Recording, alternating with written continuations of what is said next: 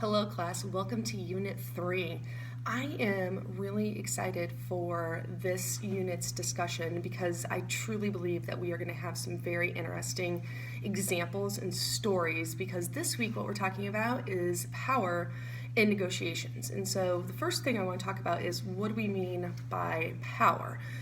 And essentially what we mean when it comes to discussing what power means, it's influence. It's the ability for someone to get something done. It's leverage. That's a lot of what we mean by when it comes, when we talk about what power means. And power is distributed in different ways. It is obtained in different ways. Different people hold power with different people. For example, those of you that are married, I guarantee you that the power that your spouse has with you is very different than what they have probably even at work or with their siblings or their family. So we have different powers within the different relationships that we have. So it really depends on what you are negotiating when we talk about what power is and how power is used. And the discussion question also talks about how power can be a good thing and it can be a bad thing. And when we look at negotiations, we do look at situations where there could be a misstep of power, where one person has more power than the other person. So, for example, when we look at the power of a negotiation, a lot of times where the most power lies is the party that needs to negotiate the least. So, for example, recently I was negotiating with a potential auction client, and the reality of it is that I didn't need to take that contract that badly, and they were asking for a lot of things that I wasn't willing to negotiate on, some major things.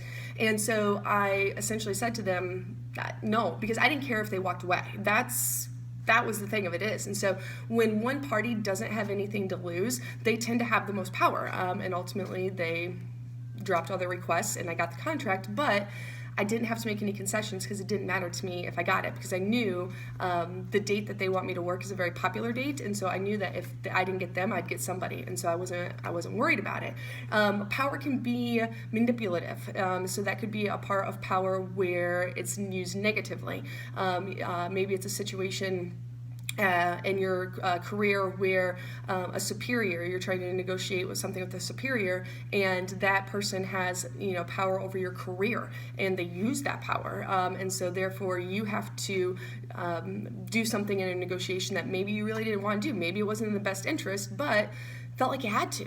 And so that's where power in negotiation can be a bad thing, is when we use that in a manipulative way, and that we also knowingly do that in a manipulative way, is where the power in negotiations can be very, very harmful to the other parties.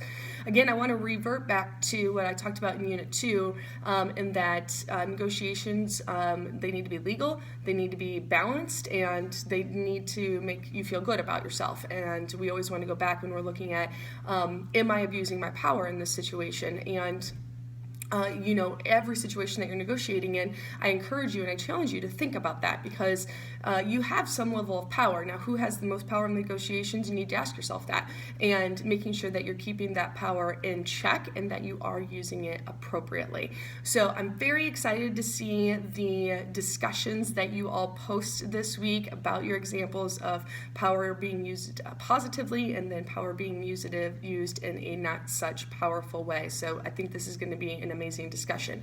You have your discussion question due on Wednesday, your case study due on Sunday, your peer responses due on Sunday, and also you are going to see an announcement with your group work that is going to be assigned, or groups are going to be assigned as you have group work coming up in the next couple of units.